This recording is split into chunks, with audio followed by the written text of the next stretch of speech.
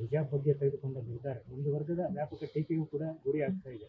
ಕೋರ್ಟಲ್ಲಿ ಇರುವಾಗಲೇ ಈ ತರ ಮಾಡಿದ್ದು ಸರಿಯಲ್ಲ ಅಂತ ಬಿಜೆಪಿ ಹೇಳ್ತಾ ಬರ್ತಾರೆ. ಬಿಜೆಪಿ ಅವರು ಹೇಳ್ತಾರೆ, ಅವರು ಹಿಜಾಬು ಅದೆಲ್ಲ ಕೂಡ ಮೊದಲಿಂದಲೂ ಧರಿಸ್ತಾ ಇದ್ರು, ಹೊಸದಾಗಿ ಏನಿಲ್ಲ.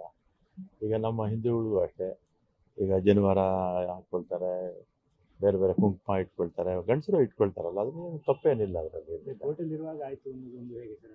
ಕೋರ್ಟಲ್ಲೇನು ಸ್ಟೇ ಇಲ್ಲ. ಸ್ಟೇ ಇದ್ದಿದ್ರೆ ಆ ಪ್ರಶ್ನೆ ಬೇರೆ. ಸ್ಟೇ ಇಲ್ಲದೆ ಇರೋದ್ರಿಂದ ಕೋರ್ಟಲ್ಲಿ ಎಷ್ಟು ದಿವಸ, 10 ವರ್ಷ ಆಗ್ಬೋದು, 20 ವರ್ಷ ಆಗ್ಬೋದು ಅಲ್ವಾ. ಸ್ಟೇ ಇದ್ದರೆ ಮಾಡಬಾರ್ದು. ಹಿಜಾಬು ಈಚೆ ಕಡೆ ಕೇಸರಿ ಅವ್ರು ಹಾಕೊಂಡ್ಬರ್ತಾರೆ. ಇದು ಶಿಕ್ಷಣ ವ್ಯವಸ್ಥೆ, ಸರ್ಕಾರ ವ್ಯವಸ್ಥೆ ಹೇಗೆ ಈ ಶಾಲೆಗಳ ಒಂದು ಹಿಜಾಬು ಯಾವತ್ತಿಂದ ಹಾಕ್ತಾ ಇದ್ದಾರಪ್ಪ? ಯಾವತ್ತಿಂದ ಹಾಕ್ತಾ ಇದ್ದಾರೆ? ಮೊದಲಿಂದಲೂ ಇದೆ.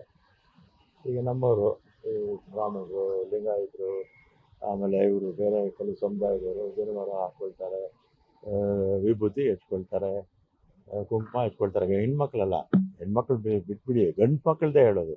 ಏನು ರೆಸ್ಟ್ರಿಕ್ಷನ್ ಏನಿಲ್ವಲ್ಲ ಅದಕ್ಕೆಲ್ಲ.